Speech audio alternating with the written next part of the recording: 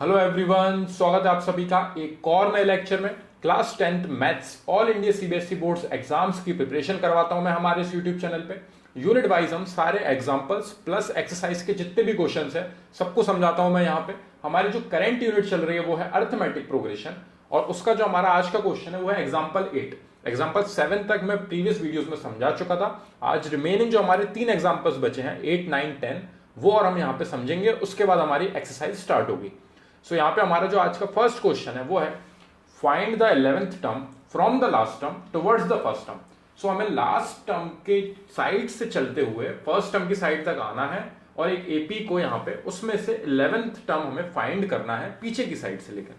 सो यहाँ पे हमारी जो एपी है सॉल्यूशन में सबसे पहले हम यहाँ पे लिखेंगे हमारी एपी जो हमें गिवन दे रखी है वो है 10, 7, 4।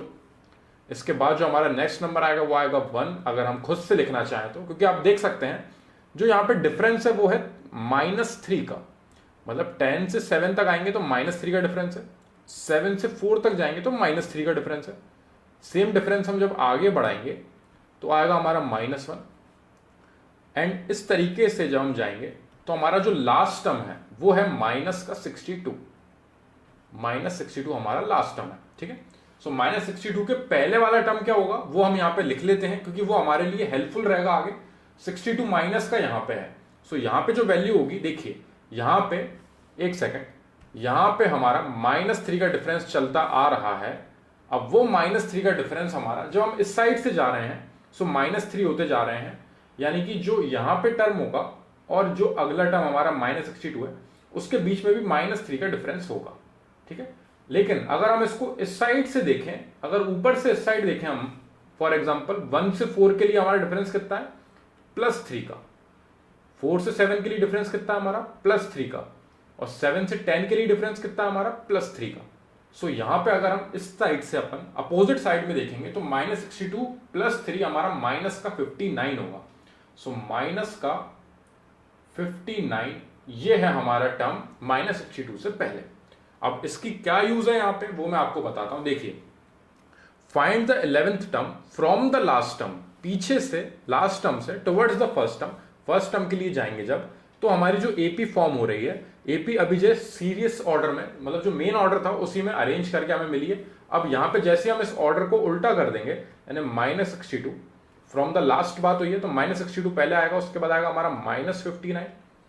सो हमारा नेक्स्ट टर्म होगा -56, 3 कम करते जाएंगे एंड सो ऑन। और उसके बाद हमारा टर्म आएगा 1, 4, 7 एंड 10। सो यहां पे हमारी ये एपी इस तरीके से कंप्लीट होगी। ठीक है, अब हमें यहां से इस ऑर्डर में चलते हुए 11th टर्म फाइंड करना है। ठीक है, अब हमने एपी यहां पे रिवर्स कर ली है क्योंकि क्वेश्चन में हमें वही बोला था लास्ट टर्म से टुवर्ड्स द फर्स्ट टर्म हमें एपी को अरेंज करना है, उसके बाद 11th टर्म फाइंड करना है। सो 11th टर्म यहां पे फाइंड करना है। ये हमारा फर्स्ट टर्म है जिसको हम ए से रिप्रेजेंट करेंगे, ये हमारा सेकंड टर्म है, फिर थर्ड है, ऐसे जाके 11th टर्म फाइंड करना है।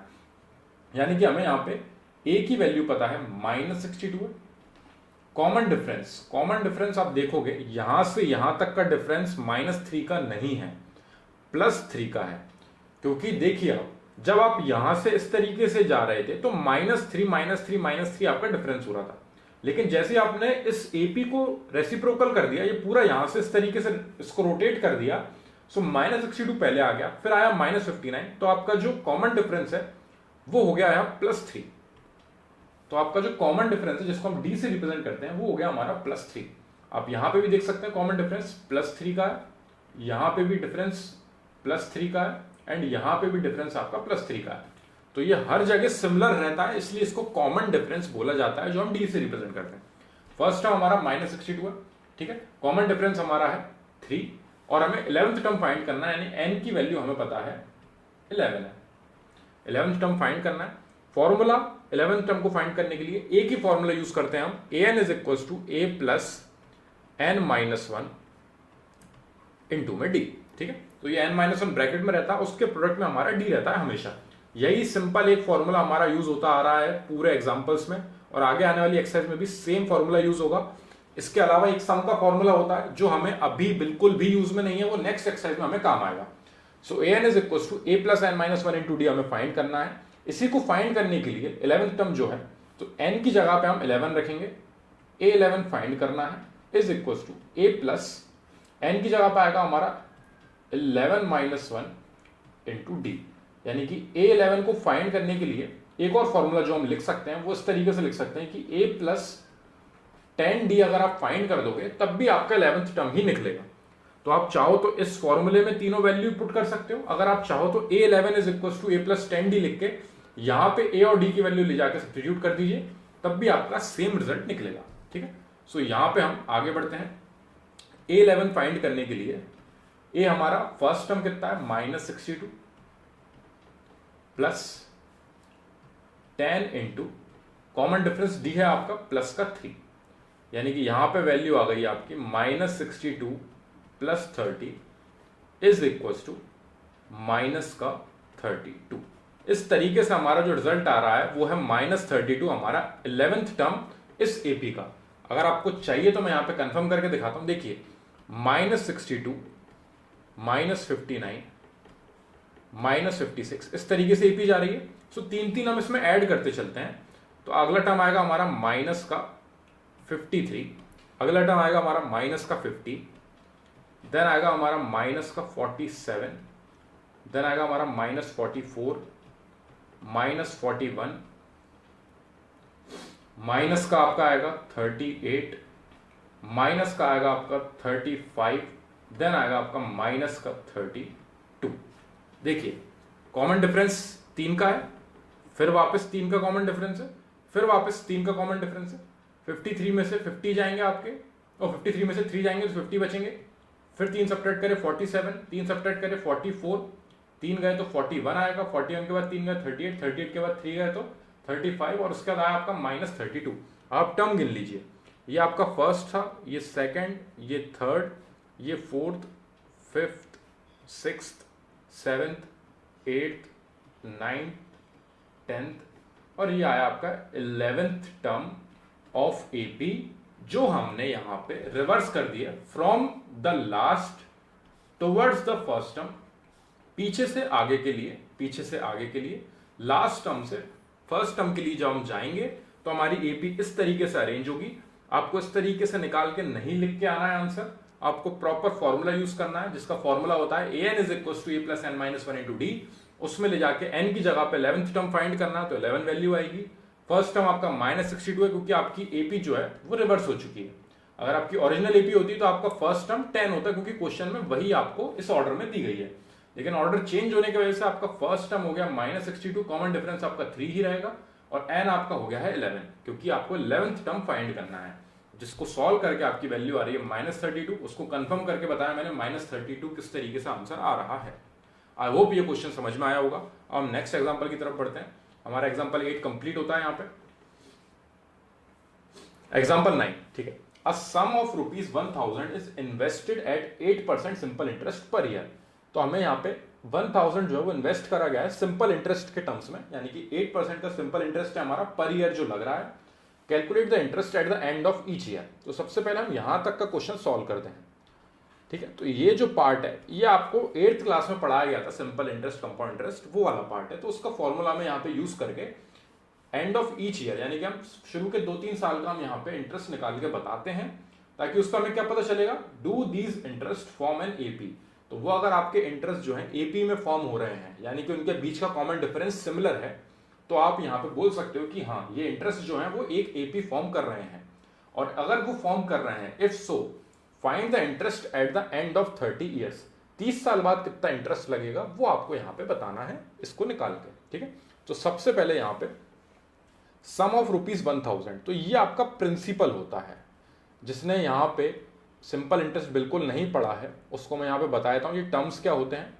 तो देखिए, अ सम ऑफ ₹1000 इन्वेस्टेड, जो हम इन्वेस्ट करते हैं, इन्वेस्टेड जो हमने इन्वेस्ट किया है वो आपका प्रिंसिपल होता है। वो ₹1000 आपको गिवन दिया है 8% सिंपल इंटरेस्ट के टर्म्स में। तो यहाँ पे ये रेट दे रखी है, रेट ऑफ इंटरेस्ट, ठीक है, जिसको हम आर से रिप्रेजेंट करते हैं। ये होता है रेट ऑफ इंटरेस्ट, ठीक है।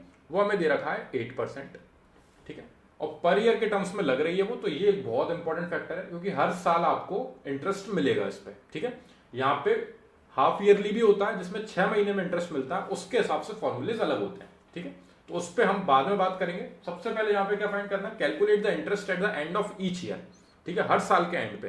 तो यहाँ पे सिंपल इंटरेस्ट का जो फॉर्मूला होता है हमारा, simple interest is equal to P into R into T upon 100, जिसमें हम प्रिंसिपल, रेट ऑफ इंटरेस्ट और टाइम पीरियड, कितने टाइम के लिए इन्वेस्ट किया है, उसको जब यहाँ पे हम वैल्यू रखते हैं और उसको 100 से डिवाइड करते हैं तो हमारा सिंपल इंटरेस्ट निकलता है उस पर्टिकुलर ईयर का, ठीक है।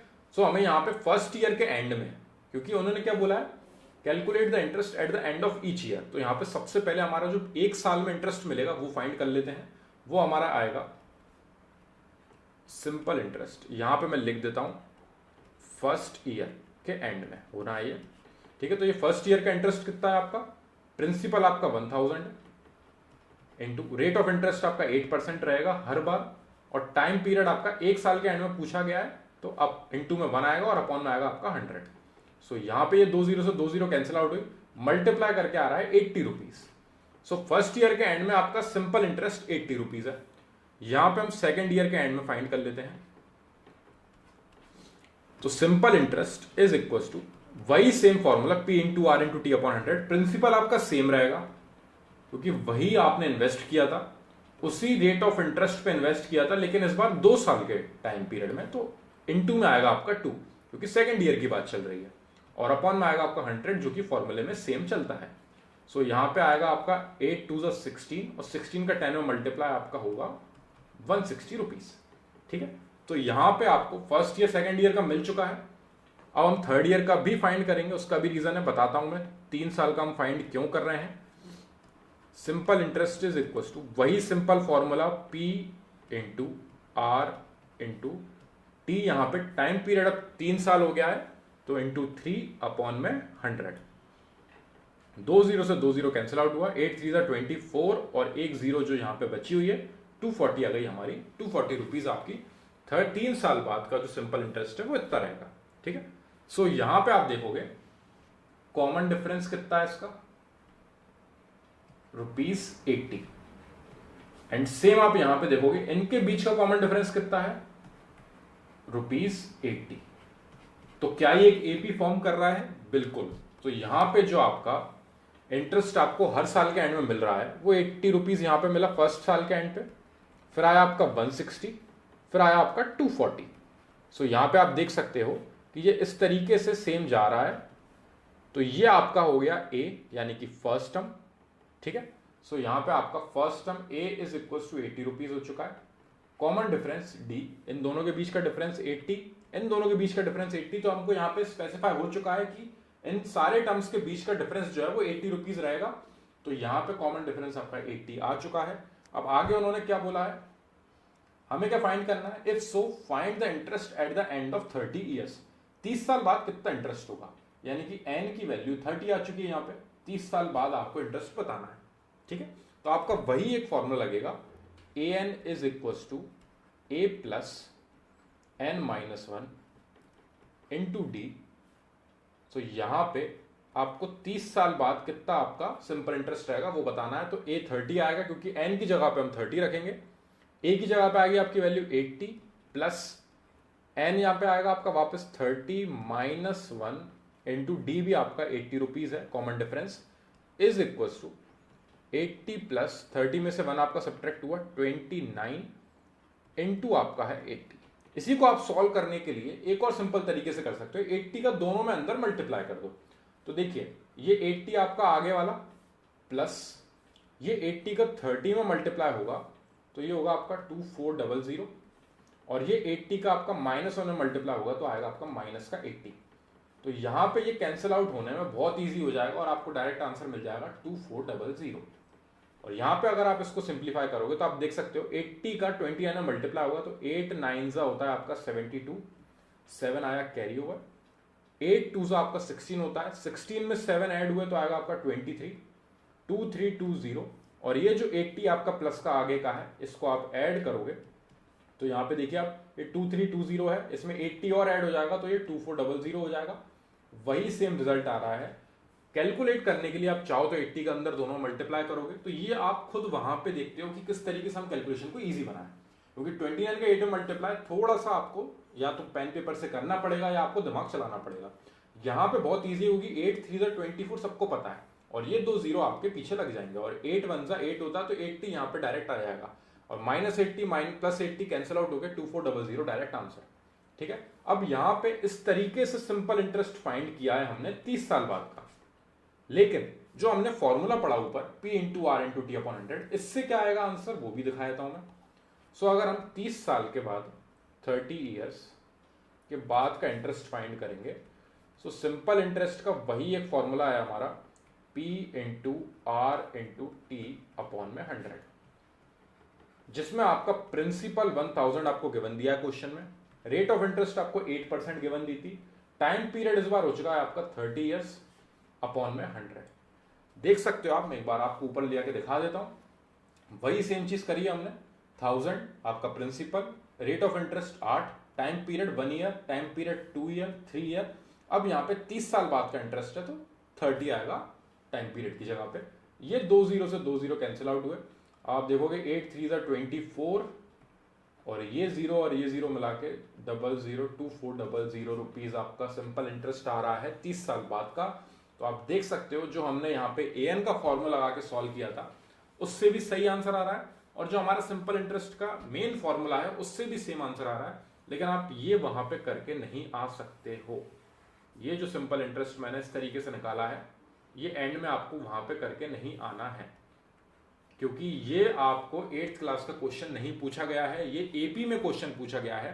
तो जब आपने यहाँ पे इस तरीके से बताया कि हाँ फर्स्ट सेकंड थर्ड ईयर के जैसे हमने इंटरेस्ट निकाले, ये एक एपी फॉर्म कर रहे हैं 80 160 240, तो ये एक एपी में आ रहे हैं। तो इस तरीके से हम जहां पे जैसे ही क्वेश्चन में आगे बढ़ेंगे तो हमें एपी के टर्म्स में an = a + n - 1 × d के फॉर्मूले से जो हमारा n 30 साल हमें बताया गया है वहां पे 30 पुट करा, a आपका फर्स्ट टर्म 80, कॉमन डिफरेंस आपका सब्ट्रैक्ट करके देखा 80 आ रहा है कॉमन डिफरेंस, सिंप्लीफाई करके 2400 रुपीज आपका सिंपल इंटरेस्ट होगा फाइनल। इस तरीके से सॉल्व करके आएंगे हम। यहाँ पे जो क्वेश्चन पूछा गया था उसमें हमने तीनों चीज बता दी है, calculate the interest the end of each year, तो हमने 3 साल के बता दिए इंटरेस्ट फाइंड करके। फिर उसके बाद उन्होंने पूछा था do these interest form an AP, AP form कर रहे हैं, दोनों के बीच का कॉमन डिफरेंस सिमिलर है। उसके आगे क्या बोला, if so find the interest at the end of 30 years, तो ए 30 फाइंड करने को बोला था, जिसके लिए हमारे पास फर्स्ट टर्म है, कॉमन डिफरेंस है, एन आपका 30 पुट करेंगे, फाइनल आंसर आएगा हमारा 2400 रुपीज। आई होप ये क्वेश्चन भी आपको समझ में आया हो। कोई भी दिक्कत है तो जरूर कमेंट सेक्शन में डिस्क्राइब कर देना। नेक्स्ट क्वेश्चन में बढ़ते हैं हम example 10th। In a flower bed there are 23 rose plants in the first row. पहली रो में 23 रोज प्लांट्स हैं, 21 इन द सेकंड रो में आपके 21 रोजेस हैं, और थर्ड रो में आपके हैं 19 रोजेस, ठीक है, एंड सो ऑन, इस तरीके से जा रहा है। There are 5 rose plants in the last row. अब जो आपकी आखिरी रो है उसमें 5 रोजेस हैं आपके पास। How many rose are there in the flower bed. अब ये बहुत ही इजी क्वेश्चन हो चुका है। यहाँ पे देखिए एपी में सब कुछ गिवन है आपको। फर्स्ट रो में आपके 23 रोज हैं, तो यहां पे मैं लिख रहा हूं फर्स्ट रो, ठीक है, यहां पे आपकी फर्स्ट रो है। फर्स्ट रो में आपके कितने रोजेस हैं, 23। सेकंड में आपके कितने हैं, 21। थर्ड में आपके कितने हैं, 19,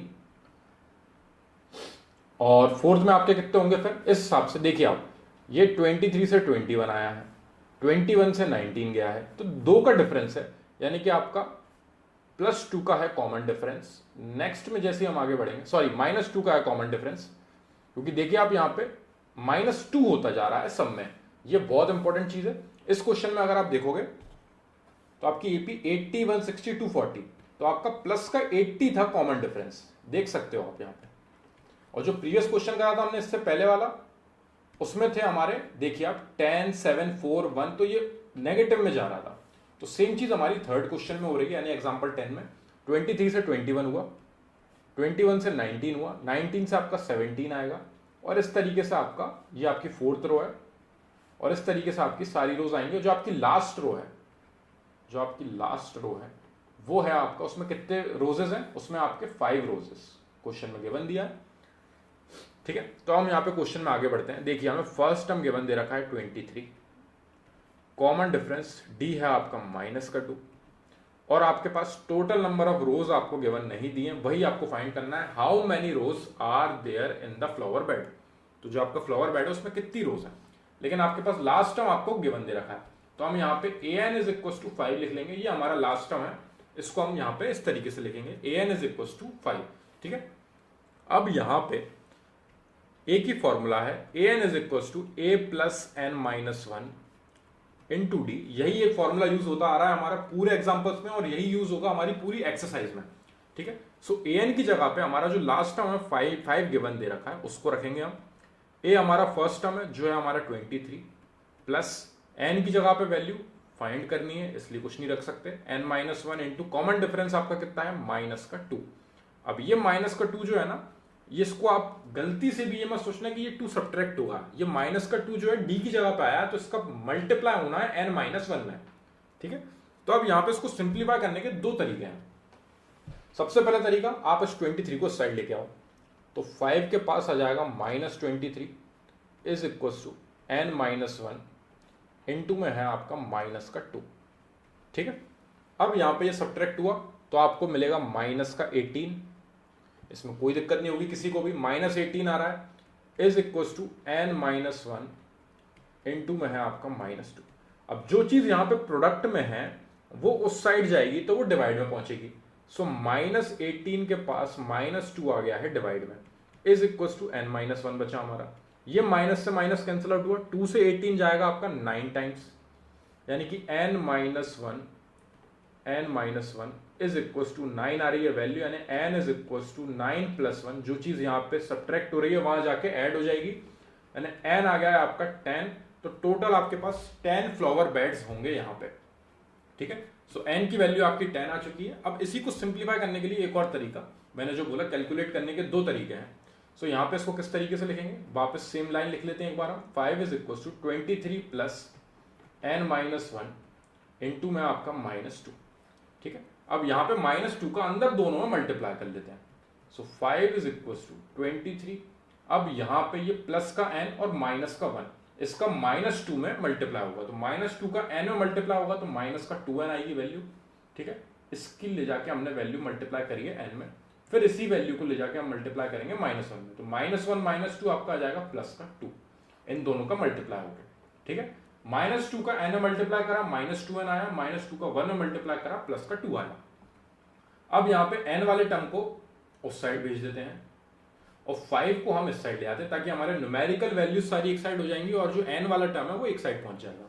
सो माइनस 2 साइड जाके हो जाएगा प्लस का 2n, माइनस 2n उधर जाके प्लस का 2n हुआ, इज इक्वल टू 23 और 2 यहाँ पे हम ऐड कर सकते हैं, 23 और 2 ऐड होकर हमारे हो गए 25, और ये 5 इस साइड आके हो जाएगा सब्ट्रैक्ट, यानी कि 2n इज इक्वल टू यहाँ पे बचेगा हमारा 20, n इज इक्वल टू 20 के नीचे अपॉन में आएगा 2 से कैंसिल आउट हुआ, n की वैल्यू आपकी आ चुकी है 10। वही 10 आपकी यहाँ पे जब आपने सिंप्लीफाई किया तो इस तरीके से 10 आई, सेम यहाँ पे सिंप्लीफाई करके 10 आ रही है वैल्यू। अब आपको जो भी दोनों में से तरीका कैलकुलेशन का अच्छा लगे वो आप कर सकते हो। अब इसी को मैं एक नॉर्मल सिंप्लीफाई वे में और आपको समझा देता हूँ। देखिए हमारी एपी थी 23, 21, 19, 17, इस तरीके से दो दो रोजेस कम हो रहे थे। जो हमारे पास जितनी रो हैं, कितनी रो है हमारे पास टोटल 10 रोज हैं, तो उनमें से दो दो रोजेस जो हैं, रोजेस याद रखना एक रो है और एक रोज है, तो जो हमारे दो दो रोजेस कम होते जा रहे हैं हर रो में, उसको हम यहाँ पे किस तरीके से डिफाइन करेंगे। देखिए पहले में 23 थे, देन आपके 21 हुए सेकंड रो में, देन उसके बाद आपके 19 एंड सो ऑन अपन जाते हैं, जब 17 आपका आया 15, देन आया 13, 11, 9, 7 एंड 5, लास्ट रो में आपके 5 थे। टोटल रोज काउंट कर लेते हैं, ये फर्स्ट है, ये सेकंड, ये थर्ड, ये fourth, fifth, sixth, seventh, eighth, ninth and 10th। तो टोटल 10 रोज हैं हमारे पास उस फ्लावर बेड में, जिसमें हर रो में दो दो रोजेस कम होते जा रहे हैं। और ये जो एपी फॉर्म कर रहा है, इस एपी के टर्म्स में जैसे हम इस क्वेश्चन को सॉल्व करेंगे तो लास्ट टर्म हमारा 5 है, कॉमन डिफरेंस हमारा -2 है, और फर्स्ट टर्म हमारा 23 है। सारी वैल्यूज को ले जाके सब्स्टिट्यूट करा, जिसको सिंप्लीफाई करने के दोनों तरीके मैंने आपको बता दिए हैं। कैलकुलेशन में जो आपको इजी लगे वैसे आप सॉल्व करोगे, सबसे आपका सेम आंसर ही आएगा। और इस तरीके से हमारे तीनों एग्जाम्पल्स यहाँ पे कंप्लीट होते हैं। नेक्स्ट वीडियो हमारी एक्सरसाइज स्टार्ट होगी अब। आई होप मैं आपको ये क्वेश्चन समझा पाया हूं। फिर भी कोई डाउट लगे तो कमेंट सेक्शन में जरूर डिस्क्राइब करना, ताकि मैं उसको पहले सॉल्व कर सकूं और फिर हम नेक्स्ट क्वेश्चन पे बढ़ सके और हमारी एक्सरसाइज स्टार्ट कर सकें। Thank you very much for watching this video.